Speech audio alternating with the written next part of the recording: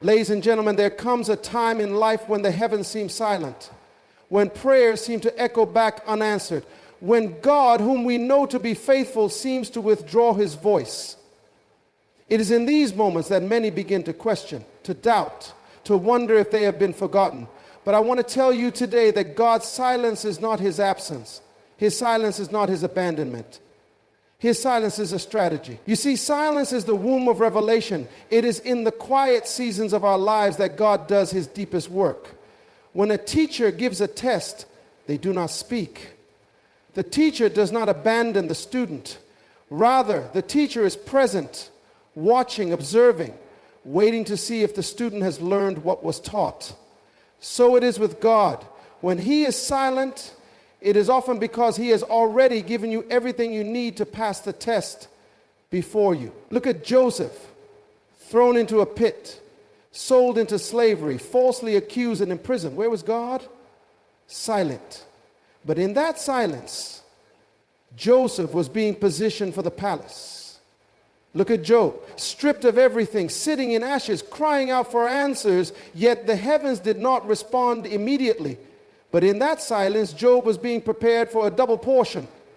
Look at Jesus on the cross, crying out, my God, why have you forsaken me?" And yet no voice came. But in that silence, salvation was being secured for the world.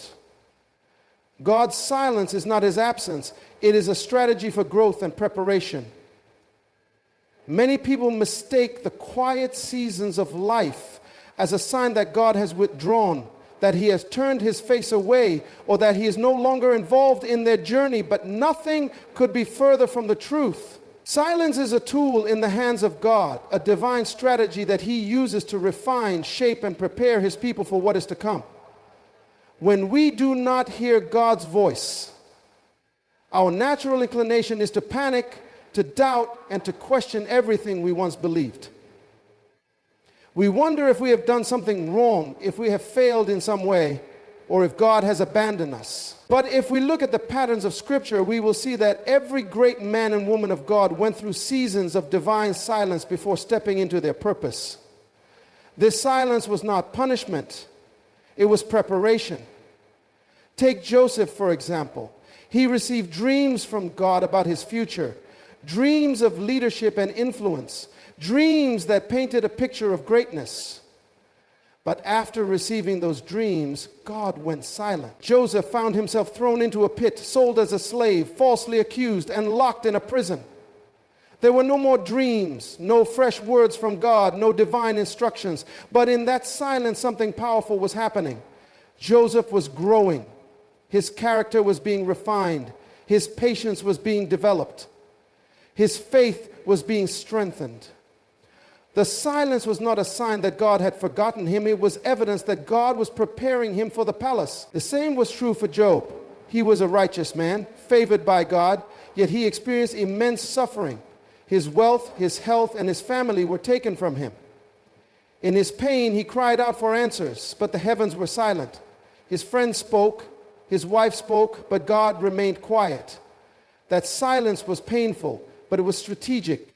In the stillness, Job learned endurance, he learned trust, and he learned that God was still sovereign even when he was silent. Jesus himself experienced the silence of God in the Garden of Gethsemane. As he prayed in agony, the Father did not answer. On the cross, when he cried out, my God, why have you forsaken me?" there was no immediate response. That silence was not a sign of neglect. It was the fulfillment of a greater plan. It was in that silence that salvation was being secured for all mankind. The divine strategy of silence was unfolding, the greatest victory the world had ever seen. When God is silent, he is working. When he does not speak, he is shifting things in the unseen realm. The silence is never empty. It is full of divine activity. In the seasons when we cannot hear him, we must trust that he is positioning us, developing us, and making us ready for what he has already planned. The silence is where faith is tested, where endurance is built, and where true spiritual maturity is formed. God does not waste silence. He uses it to see if we will still trust him, still seek him, still follow him, even when there are no fresh instructions. It is in these moments that we must hold on, knowing that the silence is not a period of abandonment, but a season of preparation. Those who understand this truth do not panic in the silence. They press in, knowing that God is closer than he seems, and that the silence is only temporary. Silence is the test of faith. God does not speak during an exam, but watches to see if you've learned. In the natural world, a teacher is always available to instruct, guide, and answer questions while students are learning. But when the test begins, the teacher does not speak. The room is quiet. The instructor steps back, and the students must apply what they have already been taught. It is in this moment of silence that their knowledge is measured, their understanding is proven, and their growth is revealed. This is how God operates with his people. Many people struggle when they no longer hear God's voice, assuming that his silence means abandonment or displeasure. But his silence is often a divine test, a season where he steps back, not to leave us, but to see how we will respond based on what he has already taught us. This is where faith is truly tested. It is one thing to trust God when he is speaking clearly, when every prayer is answered immediately, and when his presence is felt in every moment. But faith is not proven in seasons of abundance. It is proven in seasons of silence. Abraham experienced this test when God promised him a son. The word was given, the direction was clear, and then came the silence. Years passed without another word from God regarding the promise. Would Abraham continue to trust? Would he hold on to what God had already said, or would he waver? The silence was the test. When Sarah and Abraham decided to take matters into their own hands and have a child through Hagar, it revealed that they struggled to trust God fully in the silence. Yet God remained faithful, and in time, Isaac was born. The lesson was clear. When God gives a word, he does not always repeat himself. The silence is the space where faith is expected to sustain us. The Israelites faced a similar test in the wilderness. After experiencing the miracles of Egypt, the parting of the Red Sea, and the provision of manna from heaven, they encountered moments where God seemed distant. Instead of holding on to what they'd already witnessed, they complained, doubted, and turned to idols. The silence revealed their lack of faith. Had they remembered what God had already done, had they trusted the words he had already spoken, they would have passed the test. Jesus demonstrated the ultimate response to divine silence. In the wilderness, after fasting for 40 days, he was tempted by the enemy. God did not speak audibly in that moment. There were no angels delivering fresh revelations. There was only silence. And in that silence, Jesus relied on what had already been written. He responded with, "It is written," showing that when God is silent, his word is still enough. The test was not whether God would intervene. The test was whether Jesus would stand on what had already been given. Every believer will face this test. There will be moments when God seems silent, when prayers seem to go unanswered, when direction seems unclear, when challenges arise without immediate relief. It is in these moments that faith is measured. Will we remember what God has already spoken? Will we hold on to what he has already done? Will we trust his character even when his voice is not heard? The silence is not a sign of God's absence. It is a divine setup to see if we truly believe.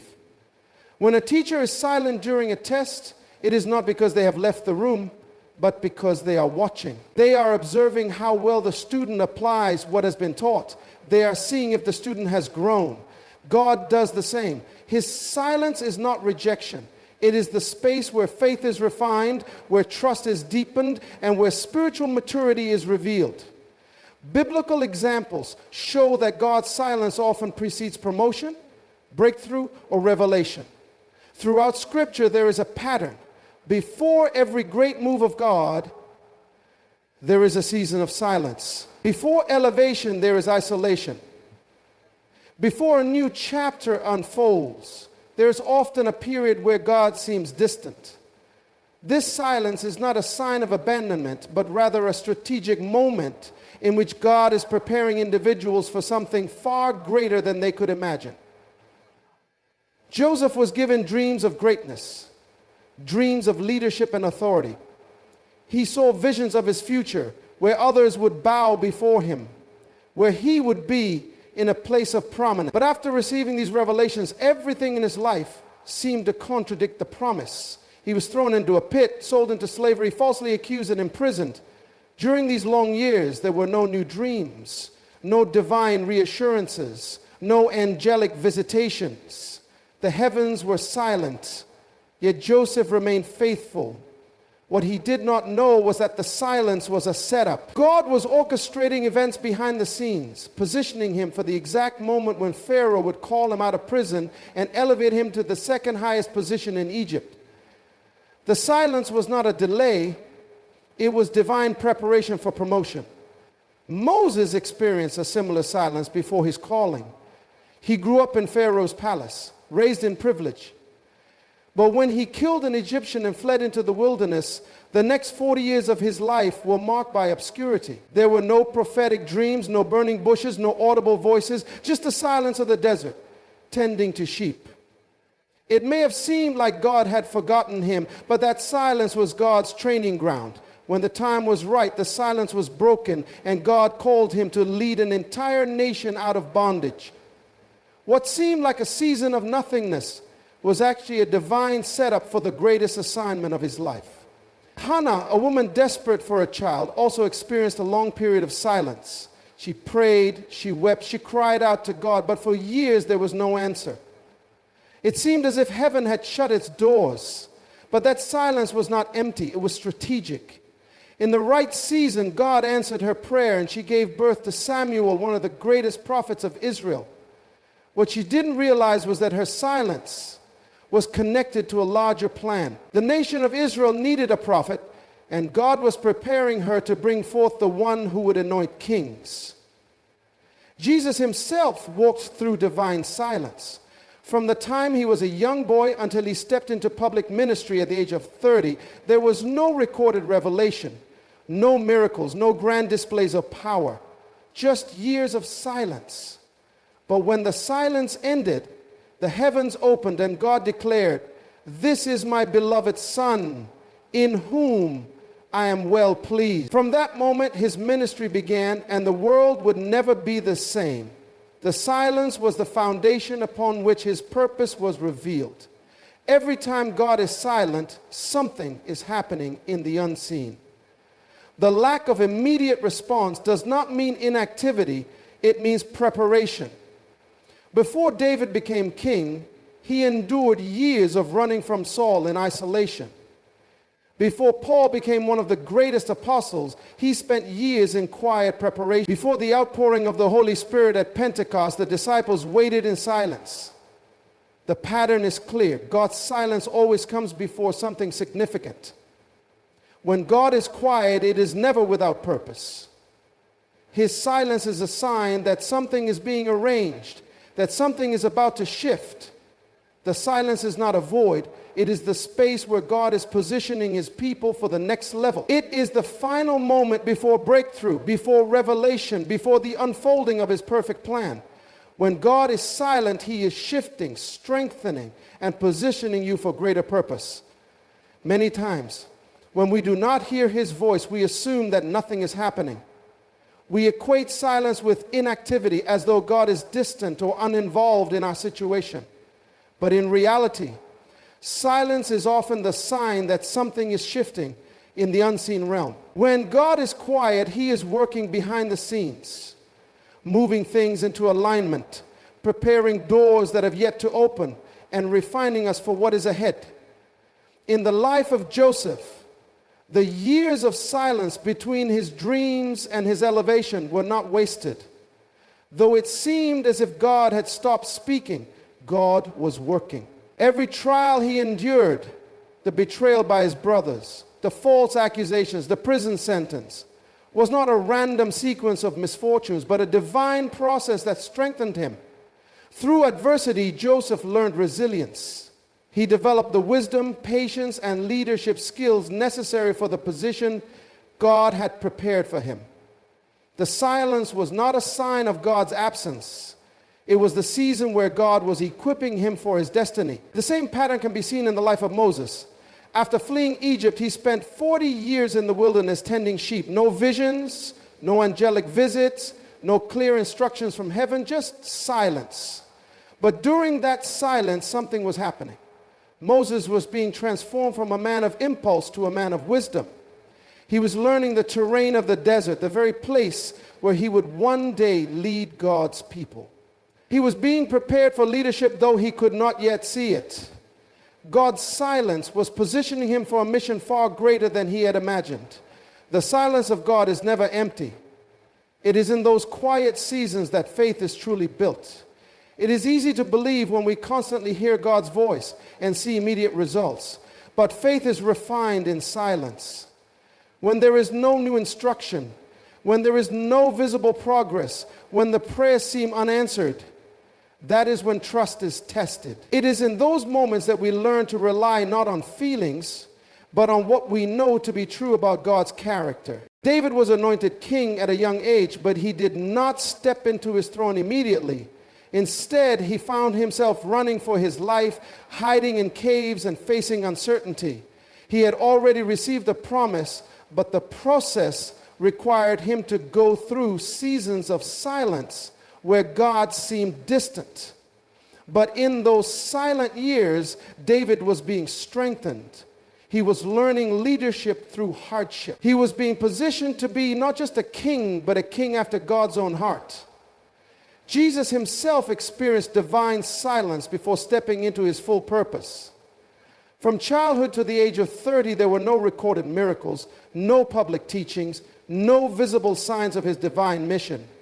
Yet, during that time, he was growing in wisdom and stature, preparing for the moment when his ministry would begin. Even on the cross, when he cried out, my God, why have you forsaken me?" there was silence. But in that silence, the greatest shift in history was taking place, the redemption of mankind. Every moment of divine silence carries purpose. When God is silent, he is shifting things in the unseen, strengthening his people through endurance and positioning them for the fulfillment of his plan. It is in these moments that trust must go beyond what is felt and into what is known. The silence is never wasted. It is the process through which greater purpose is revealed. The enemy wants you to see silence as separation, but it is actually divine preparation. One of the greatest deceptions the enemy uses against believers is convincing them that when God is silent, he has left them. He whispers lies that suggest God no longer cares, that he is no longer working, that he has abandoned his promises. But nothing could be further from the truth. The enemy understands that if he can make you interpret silence as separation, he can weaken your faith, shake your confidence, and lead you into despair. However, if you recognize that silence is not separation but preparation, you will endure with patience, knowing that something greater is on the horizon. When Jesus was led into the wilderness, he fasted for 40 days. And during that time, God was silent. There were no angelic visitations, no audible words from heaven, no divine reassurances. But the silence did not mean that God was distant. The enemy saw the silence as an opportunity to attack, coming to tempt Jesus in his moment of weakness. He questioned his identity, twisted the word, and tried to plant doubt in his mind. But Jesus did not fall for the deception. He understood that silence did not mean separation, it meant preparation. He responded with the word, standing firm on what God had already spoken. At the right time, the silence ended and angels came to minister to him. The same strategy was used against Job. When he lost everything, his wealth, his family, his health, God remained silent. The enemy saw this as an opportunity to break him, using his friends to fill his ears with accusations, trying to convince him that God had abandoned him. But the silence was not a sign of rejection. It was a season of testing that would lead to double restoration. Job's endurance through the silence proved his faith, and in the end, God spoke again and blessed him far beyond what he had before. David also faced the attack of silence. After being anointed king, he spent years running from Saul, hiding in caves and crying out for deliverance. There were moments when he felt alone, when it seemed as though God had hidden his face. The enemy likely tried to convince him that the anointing was meaningless, that the promise was a lie, that he would never sit on the throne. But the silence was not abandonment, it was the training ground for his destiny. Every battle he fought, every hardship he endured, was shaping him into the leader Israel needed. When the silence lifted, the throne was his. Silence is one of the most powerful tools God uses to mature his people. It forces them to walk by faith and not by sight.